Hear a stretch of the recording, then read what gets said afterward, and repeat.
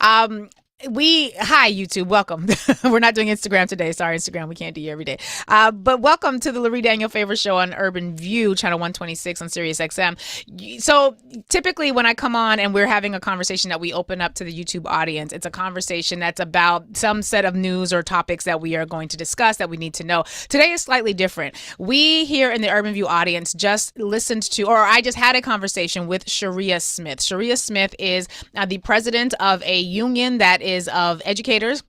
Actually, it's the president of American Federation Government Employees Local 252.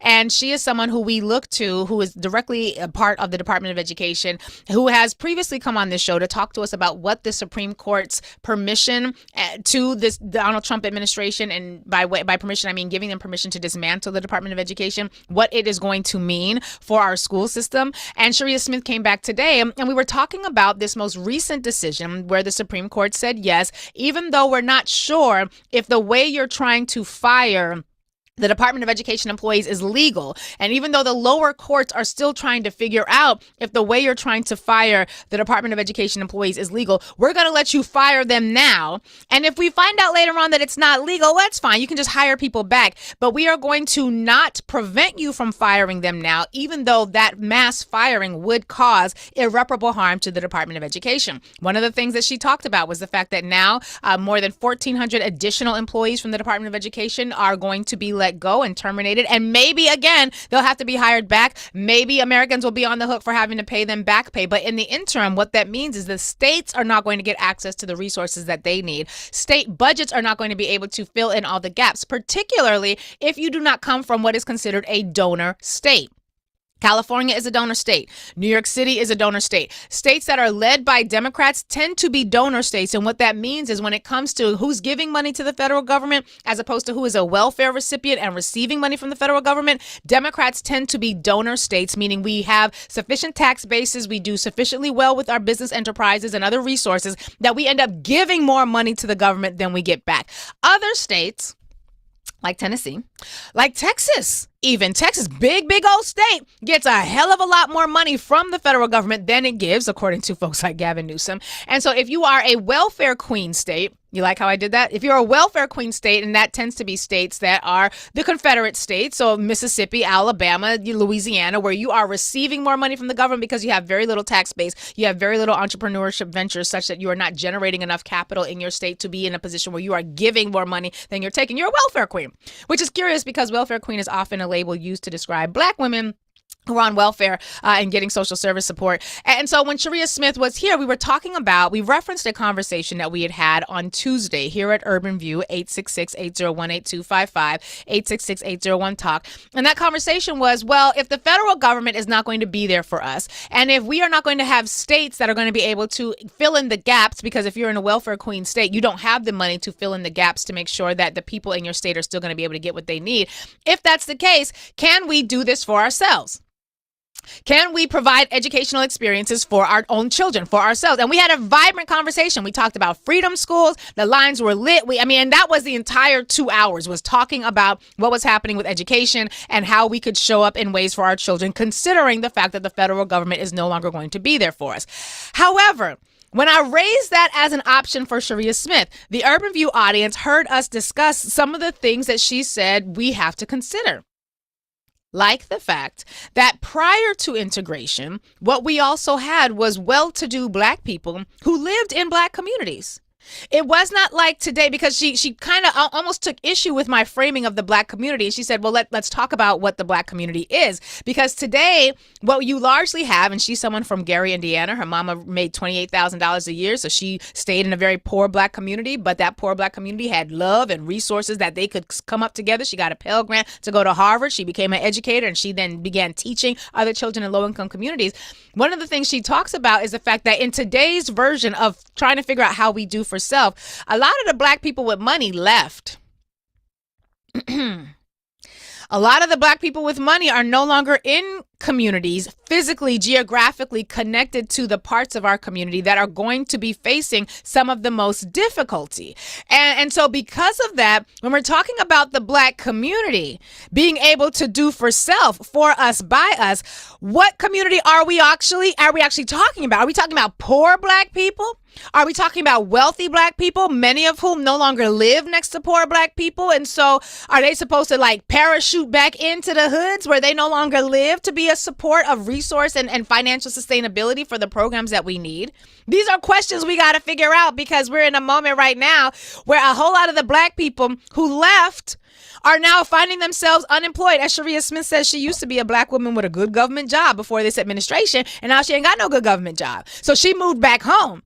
Now, I didn't ask her if she was planning to move back home anyway, but there are a lot of Black people who, for whatever reason, and this is not no judgment, because y'all know my situation. We got our spot in Bed-Stuy. We got a spot somewhere else because we had multiple situations. And so, but I spend many of my evenings in Bedford-Stuyvesant, still in my house, on my block. And so I'm still able to be in community and in connection with my neighbors.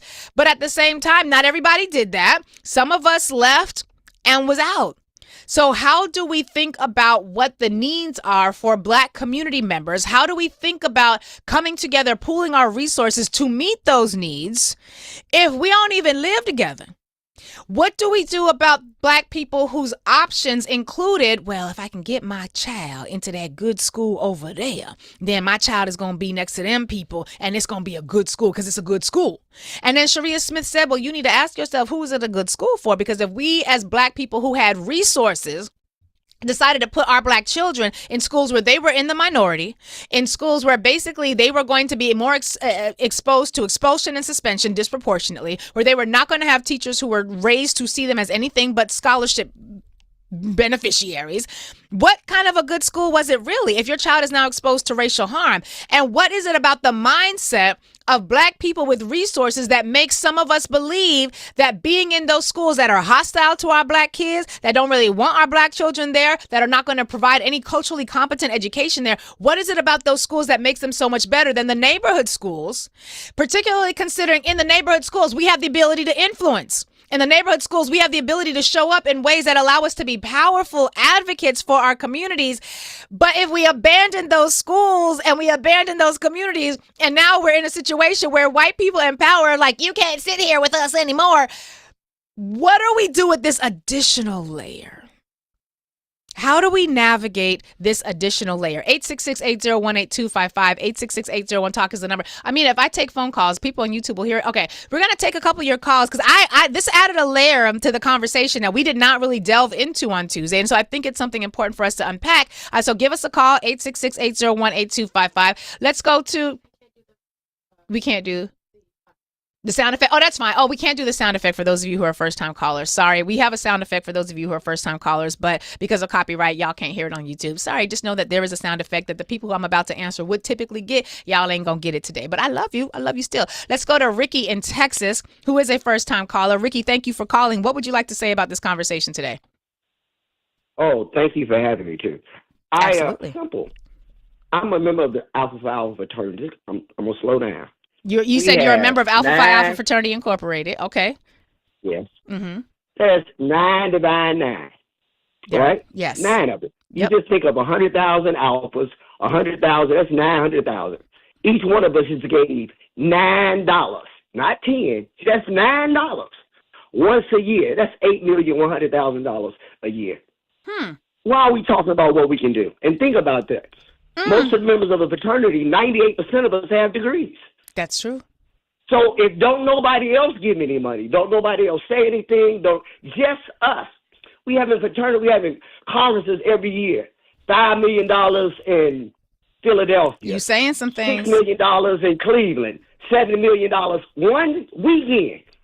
And we all got degrees.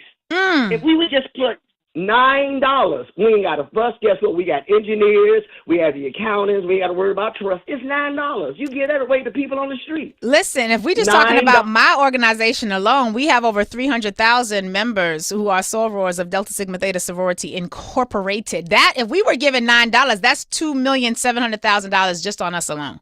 So what I'm hearing you say, Ricky, is that even though we may not physically be in proximity to each other in the way that we were before, we have the wherewithal and the resources and the capacity to not only raise this money, but because we got a whole lot of educators in these groups, we could also create funds.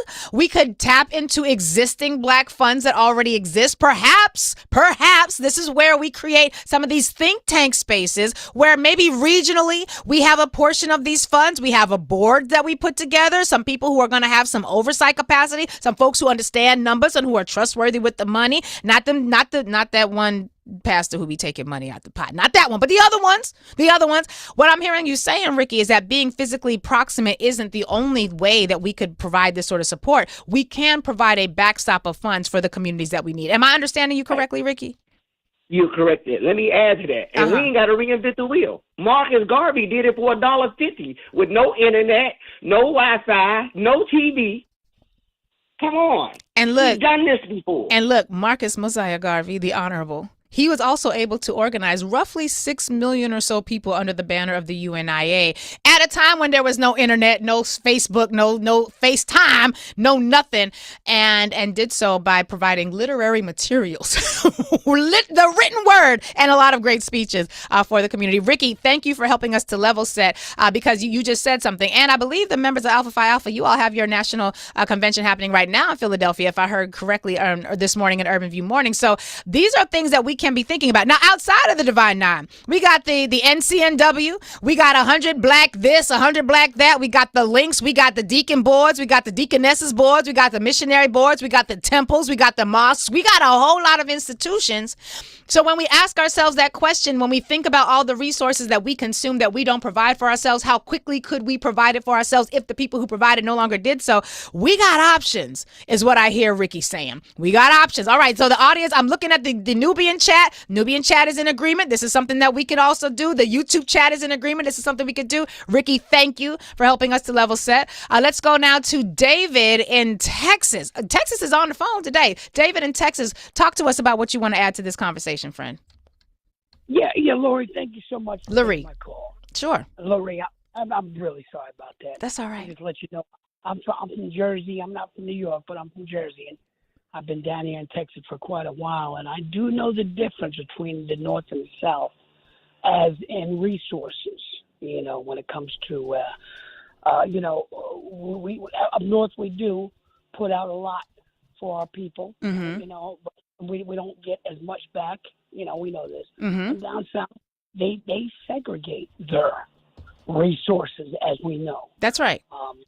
And it's reality, and I don't think it's a bad thing because taking care of ourselves is something that we've always done.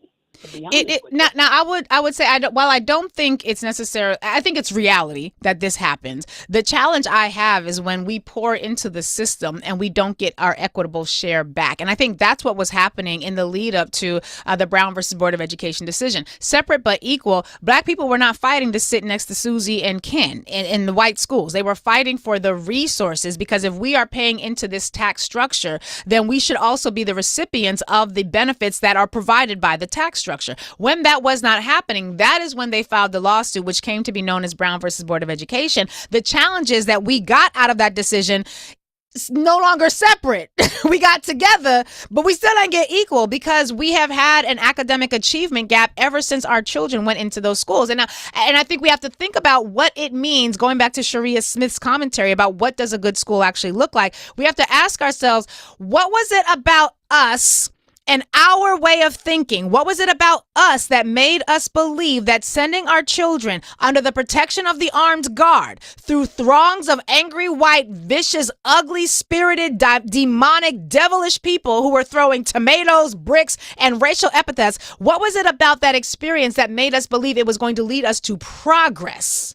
And that's the thing that we got to figure out, because as we determine what going forward looks like, we also have to determine the healing that we are going to need, because there was something really internalized white supremacist about those decisions. Even though that's what the Supreme Court said, there was something about us that I believe remains in a state of needing healing that said that is a better decision than figuring this out on our own. And apparently figuring it out on our own hadn't really worked thus far, but there's some grappling and wrestling with some concepts there that I think we need to do. And I feel like Sharia Smith's call to remembering that a whole lot of us who have resources left Black communities for a variety of reasons, much of it rooted in believing that the white man's ice is colder. How do those Black people who have resources, who did that or who still participate in that, what sort of healing do they need to go through? Because I don't want colonizing Black people coming back into the hood.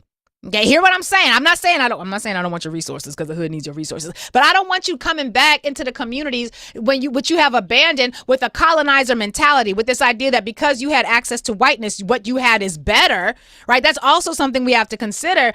This is going to require a lot of community effort. So, David, thank you for helping to remind us of the legacy of segregation in society. Let's go now to South Carolina, where Michelle has something she wants to say. Thank you for calling, Michelle. What would you like to add to the conversation? Hi, Lurie. It is such a pleasure to speak with you. Likewise. I love your show. Thank you. And I'm an avid listener. I wanted to comment about the education points that were raised earlier. I am a career educator going into my 29th year in public education. Wow. And I want the community to know that the myth of putting your child in a school just because they sit in a desk next to someone who looks differently from them and who is maybe of a different socioeconomic status does not mean equality for your student. That's right. As a matter of fact, your student is probably going to thrive less. I see it every day. We have even the high performing African American students still are faring in a substandard manner compared to the Indians, the Asians, other Asians, and white students who are of less caliber than those students. But the system is designed to give them every avenue. It's still baffling how many. When I look at the roll for the AP and honors classes versus the regular classes, the preponderance of the evidence shows that most of the Black kids are in the lower classes regardless of their academic ability. That's right. That's right. Now that was a word, because there are a lot of us who believe just getting into those buildings and getting access to those amenities, that's what was going to make the difference, without realizing that you are often also exposing your child to psychological harm by being surrounded by people who have never been taught to see anything of them worthwhile. This is also a good point for me to remind you, and thank you to the Nubian who posted this in the Nubian chat, that this month's Urban View Give recipient beneficiary is the Center for Black Educator Development. Look at God!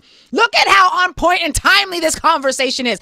For those of you who are listening either in Urban View or YouTube, we have this feature in the Urban View universe where basically, 2 years ago, I had a guest on the show, a brother who was a part of the HBCU Scholarship Ride program, and it was a vibrant conversation. He was super, super dope. And somebody who was listening to the interview called in and said, man, we here at Urban View, we listening to this goodness every month. We should at Urban View be able to donate to an organization. We could crowdsource our own way and our own liberation. That was 2 years ago. Karen Hunter, who is love that woman, just absolutely love her. Karen Hunter was listening because Karen, she runs the Urban View, so of course she gonna listen and find out what's going on. She was driving around listening, called me. I think she might have called during the show, or did she call immediately after the show? Basically, she was like, I heard the interview. That suggestion was dope. We're doing it. And within a few months, we had this website, urbanviewgives.com. And Nubians, you already know what it is, but urbanviewgives.com, every single month, we highlight a different Black-led organization.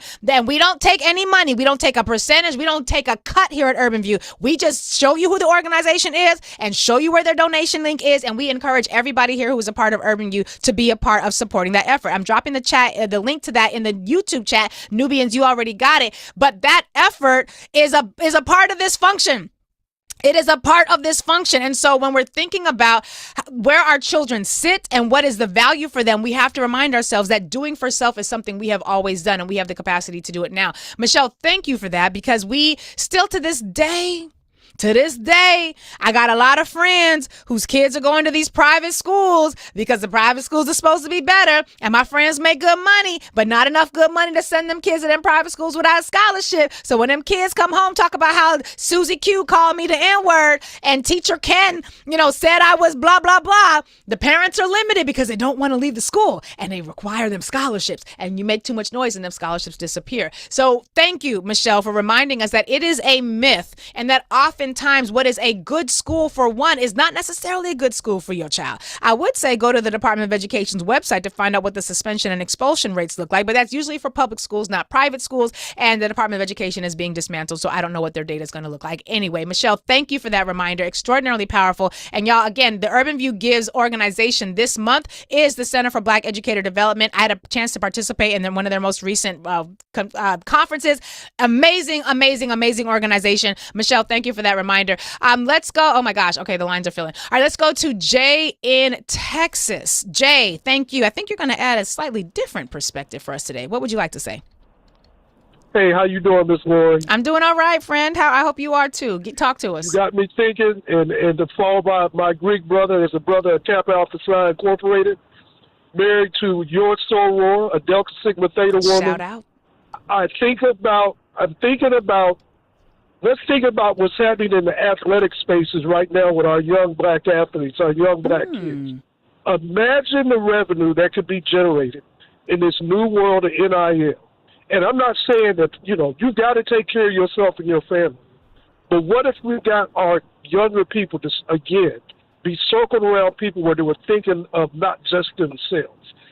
Hey, you want me to come to your university and you want to give me X number of millions of dollars?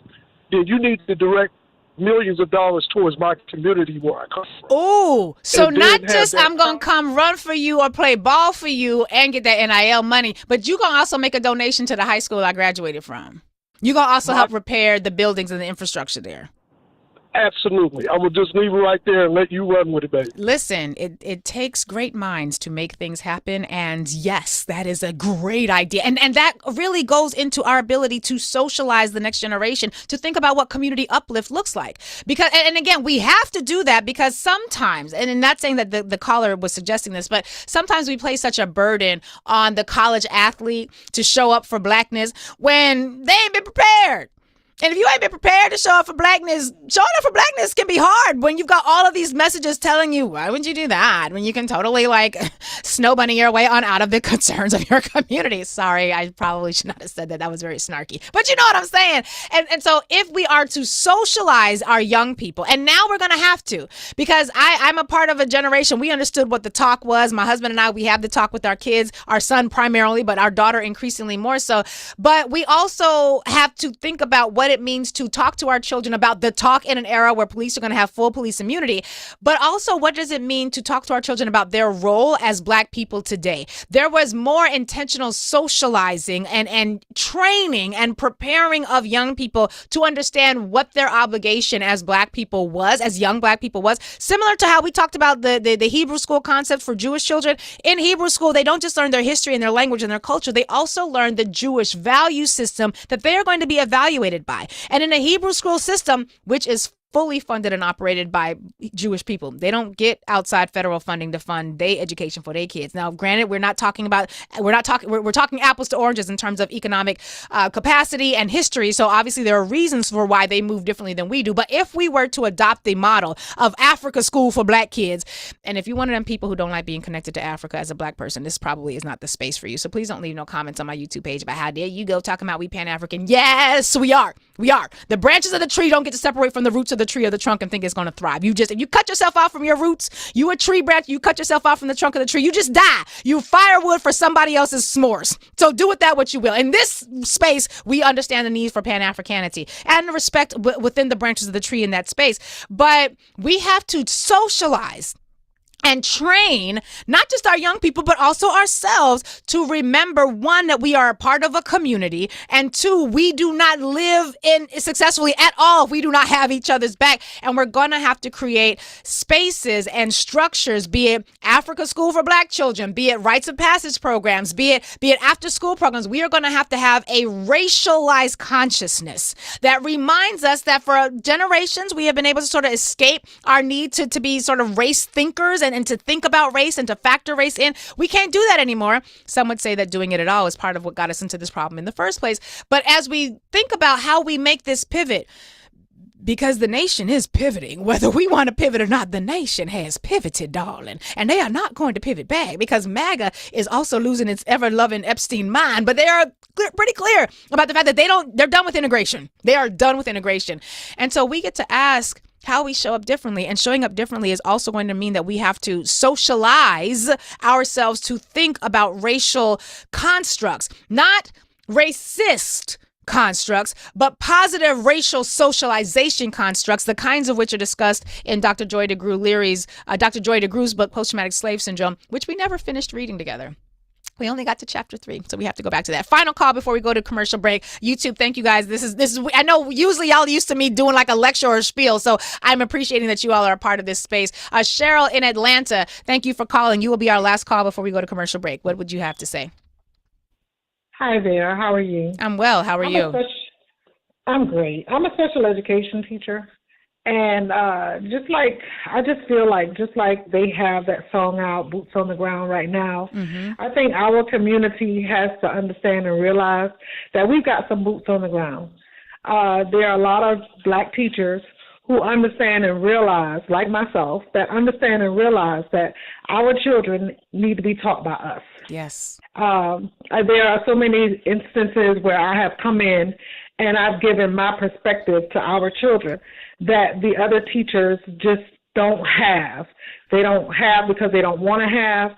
But I understand our students when it comes to, the aggression and their behavior, things that they complain about, we understand. Right. And we're able to bring solutions to those problems. I've had students who have aggression because of the foods that they're eating, the fructose syrups, the things, and you can clearly see the difference. Yeah. So I can place it in their IEPs that that child not be given Pop-Tarts or certain cereals because it contains those things, and as soon as they eat it, you can see the transformation. You can see the aggression take place, and when they don't eat it and they eat healthy. And I've had to literally cook for my students every day because to make sure that they were getting the food that they needed and not the Pop-Tarts and things of that sort, because it caused them to be calmer. It caused them to be happier. I moved them around a little bit instead of keeping them in the classroom. Now, Cheryl, I just want to pause you here because you sound like you are doing what we would hope educators are doing. You're leading with empathy. You're seeing the need and addressing it. And what you're talking about, this is basic science. We know that children can't learn well when all they're eating is sugar. We know that children need physical activity. It would seem to me that any good educator who cared about their students will be doing what you were doing for your students. What was it about you? And I think I already know what you're going to say, but what was it about you that made you not just see the needs that these students have, but be willing to actually step in and meet it in a way that other educators who are not from their communities did not? I wasn't there. I was there for the student. I wasn't there to get accolades. I wasn't there to and I didn't make many friends because most of the teachers, the paraprofessionals that I came into principals that I came into contact with, I'm a no because I am actually there for the students. I catch pure hell from not only the other side, but from our side. I catch hell because I'm a good teacher and because I come from a good place. Cheryl, let me ask you this. Would you do it again? Would you do it again? I'm still doing it. Come on, sis. That's what I'm talking about. I'm still doing it. I don't care. That's what I'm talking about. The only thing that concerns me is that I wish that I could do it on a bigger setting so that more students would have access to a teacher that really cares. Well, I think if we do this conversation well, and as we consider what this shifting reality is forcing us into right now, we're going to have no choice but to. And Cheryl, thank you for giving us an example as to how that can happen in real time. We got to go to commercial break. We have a Flower to the People segment coming up that I'm excited about. YouTube, thanks for sitting in on this conversation. We again, often we're not doing this particular part of the show on YouTube, but I thought that this discussion was something that you all could also benefit from and participate in via the function of the YouTube chat. So we're going to go to commercial break. On the other side, we are shifting gears. Prepare your mind for the shift, because we are multi-talented here. So we are going to be leaving Education for Liberation and going into a cannabis segment with Flower to the People. We have a new guest joining the Flower to the People segment. Big Dave Valise is going to be here, and I'm looking forward to hearing what he has to say. Anyway, thank you all for this discussion. We got work to do, and this Education for Liberation discussion is going to have to be ongoing because these people are showing us who they truly are. We should believe them and move accordingly.